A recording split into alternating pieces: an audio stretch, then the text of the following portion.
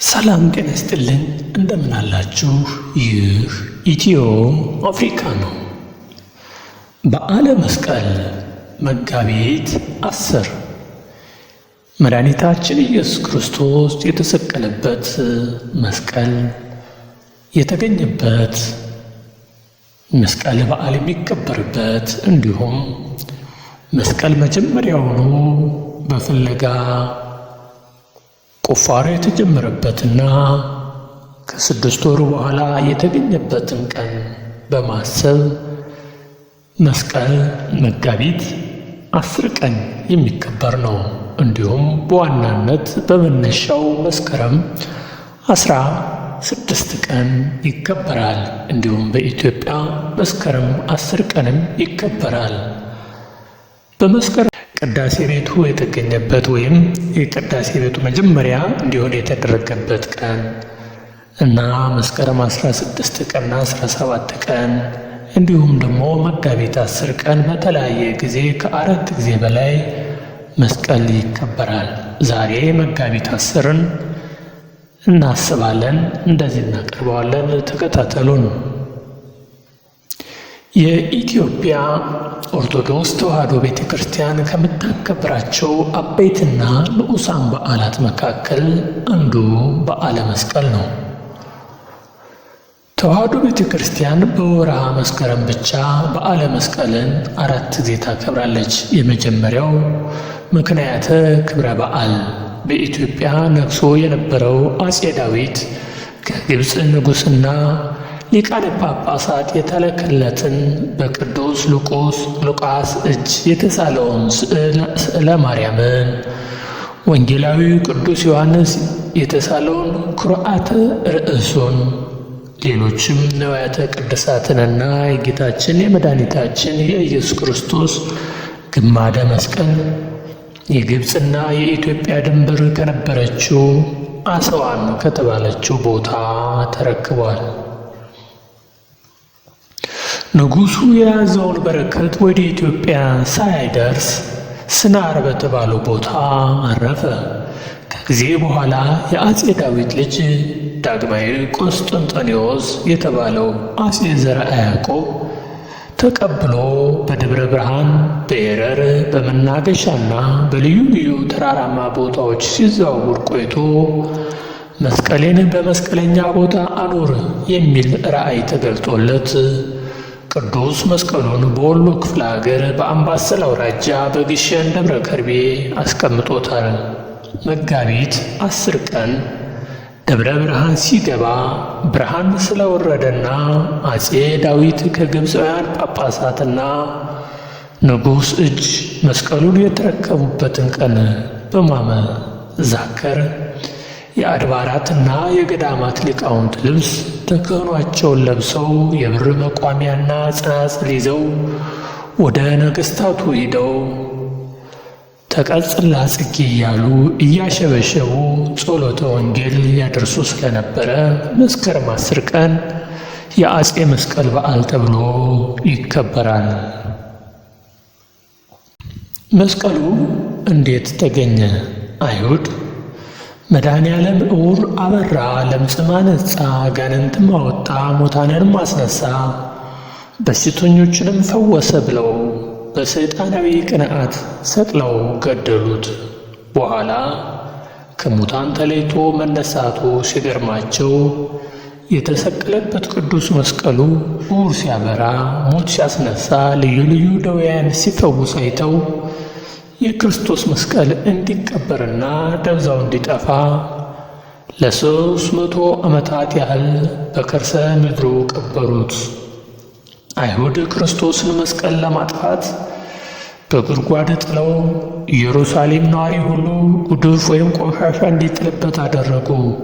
ማንኛውም ቤተሰብ የቤቱን ጥራጊ እያመጣ መቃብሩ ላይ እንዲቆልል ተደርጎ ጥራጊ ሲጣልበት በመኖሩ ቦታው ኮረብታ ወይም ከፍ ያለ ሆኖ ነበር።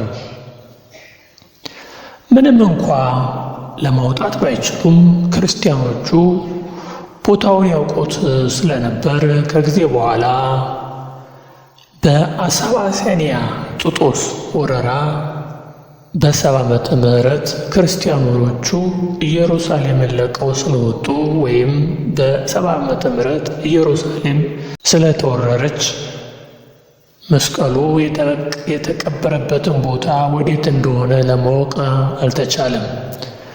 እሌኒ ንግሥት ልጇ ቆስጠንጢኖስ የክርስትና እምነት ፍቅርና ተቆርቋሪነቱ ቢኖረውም ገና አልተጠመቀም ነበርና እንዲያው አምኖ ተጠምቆ ወደ ክርስትና ሃይማኖት የገባልኝ እንደሆን ወደ ኢየሩሳሌም ሄጄ የፈረሱትን አብያተ ክርስቲያናትና ሌሎቹንም አሳንጻለሁ፣ የተቀበረውን ቅዱስ መስቀሉን ፈልጋ አስፈላጊውን ሁሉ ራሴ አሟላለሁ ስትል ብፅዕት አድርጋ ስለነበር በ4ኛው መቶ ክፍለ ዘመን በ337 ዓመተ ምህረት አካባቢ ከብዙ ሰራዊትና መኳንንት ጋር ሆና ወደ ኢየሩሳሌም ሄደች።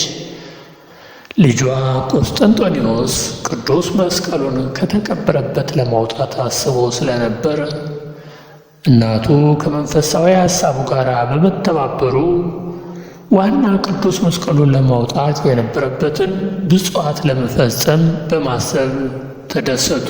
አስቀድማ ሂዳ መስቀል ያለበትን ስፍራ እንድታጠና ሰራዊት ገንዘብ አስይዞ ላካት። እሌኒም ኢየሩሳሌም ደርሳ ኮረብታ የሆነውን ሁሉ ብታስቆፍርም መስቀሉን ያለበትን ማግኘት አልቻለችም። የአይሁድ ሕዝብም ሁሉ የጎልጎታን ተራራ እንዲጠርጉ አዘዘች። በምንም ሁኔታ መስቀሉ ግን ሊገኝ አልቻለም። ከነሐሴ ወር ጀምራ ምህላ ያዘች፣ ሱባኤ ገባች። ጊዮርጊስ ወልደ አሚድ እሌኒ ንግሥተ ወደ ኢየሩሳሌም ሄዳ ኤጲስቆጶሱን አባ መቃርስን አገኘችውና መስቀሉ የተቀበረበትን ስፍራ ጠየቀችው። አባ መቃርስም ከሃዲዎቹ በላይ ብዙ አፈር አፍስሰውበታል፣ አፈሩም ትልቅ ተራራ እስከመሆኑ ደርሷል ብሎ አስረዳት። ኪራኮስ የተባለም ሽማግሌ ወደ ንግሥቲቱ ቀርቦ መስቀሉ ያለበት ስፍራ ቀራንዮ መሆኑን አባቴ ነግሮኛል፣ ተራራው ያ ነው ብሎ ጎልጎታን አመላከታት። በያዘችው ሱባኤ መልአከ እግዚአብሔር ቅዱስ ሚካኤል ተገልጦ መስቀሉን በዕጣን ጢስ ታገኘዋለሽ ብሎ ነግሯት ስለነበር ሕሊናዋ አልተጠራጠረም። የመልአኩንና የሽማግሌውን ቃል መሠረት አድርጋ በምድረ ይሁዳና በኢየሩሳሌም የነበሩትን ሕዝብ በጎልጎታ የሚደመር እንጨት እየያዛችሁ ኑ ብላ አዘዘች። መስከረም 16 ቀን ከየመንደራቸው እንጨት እየያዙ በጎልጎታ ተራራ ላይ ተደመሩ። የተደመሩትንም እንጨቶች በእሳት አስለኮሰች። ብዙ ጊዜም የዕጣኑ ጢስ በተአምራት ከላይ ወደ ታች ተመልሶ መስቀሉ በተቀበረበት ስፍራ ላይ ተተክሎ ታየ። የኢትዮጵያው ሊቅ ቅዱስ ያሬድ ዕጣን የመስቀሉን ስፍራ አመለከተ፣ ጢስም ለመስቀሉ ሰገደ እያለ የዘመረውም ለዚህ ነው። ምዕራፈ ዘአርያም ንግሥት እሌኒ የዕጣን ጢስ ያመለከተውን ስፍራ ወዲያው መስከረም 16 ቀን ማስቆፈር ጀመረች። በብዙ ድካም በብዙ ጥረት በተፋጠነ ቁፋሮ መስቀሉ መጋቢት 10 ቀን ተገኘ። እንኳን ለመጋቢት 10 ቀን መስቀለ በዓል አደረሳችሁ። ንግሥት እሌኒ የጌታችን የኢየሱስ ክርስቶስ መስቀልና ሁለቱ ወንበዴዎች ጢጦስና ዳክሮስ የተሰቀሉባቸው መስቀሎች በተገኙ ጊዜ ከእነዚህ ሁለቱ መስቀሎች ጌታችን የተሰቀለበት ቅዱስ መስቀል በምን አውቀዋለሁ ብላ ለኤጲስቆጶሱ አባ መቃርስን ጠየቀቻቸው። አባ መቃርስም የጌታ መስቀል እንደ ልማዱ ሙት ሲያኖሩበት ሙት ያስነሳልና በዚህ ለይተሽ ታውቂዋለሽ ብሎ ምልክት ነገራት።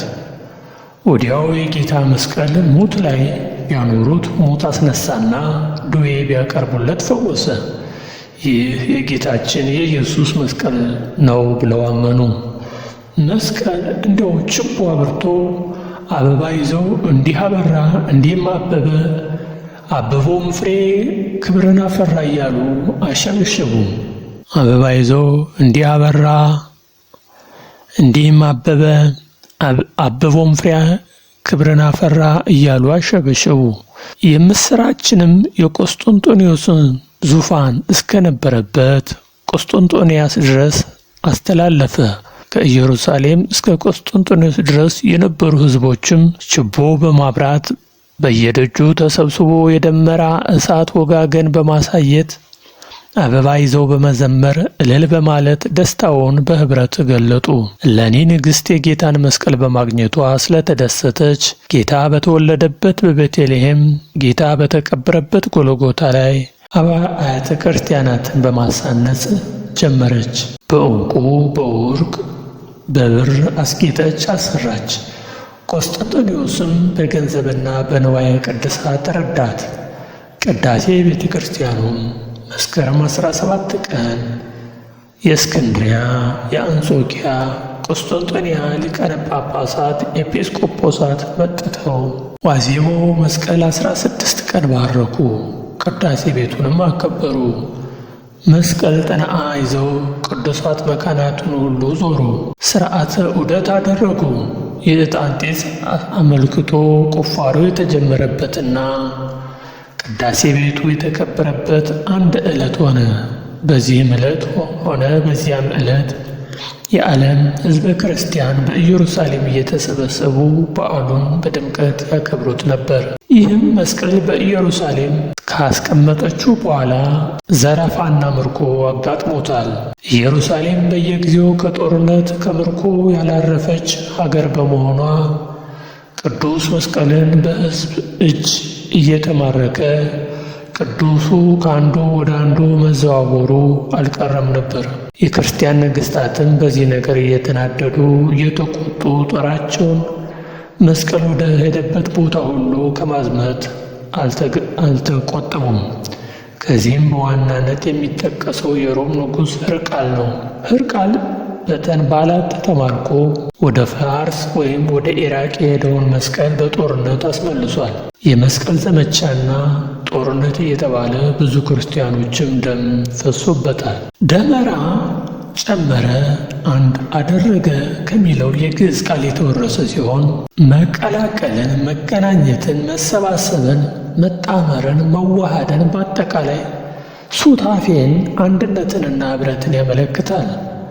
የጌታችን ቅዱስ መስቀል በማያምኑት አይሁድ ለ300 ዓመታት ያህል እንዳይገኝ ተደርጎ ከተቀበረ በኋላ በቅድስት እሌኒ ንግሥት ፍለጋ በደመራው የዕጣን ጢስ ስግደት የተደበቀበት ስፍራ ተለይቶ መስከረም 17 ቀን ቁፋሮ ተጀምሮ መጋቢት 10 ቀን ከተቀበረበት ወጥቷል። ቅዱስ መስቀሉ በተገኘበት ቦታም በንጉሥ ቆስጠንጢኖስ እብነ መሠረት ተቀምጦ መስከረም 16 ቀን ቅዳሴ ቤቱ ተከብሯል። ስለሆነም ደመራ እንጨቶች የሚደመሩበት የበዓል መስቀል ዋዜማ ነው። ዛሬ መጋቢት 10 ቀንን የምናከብረው በዚህ ምክንያት ነው።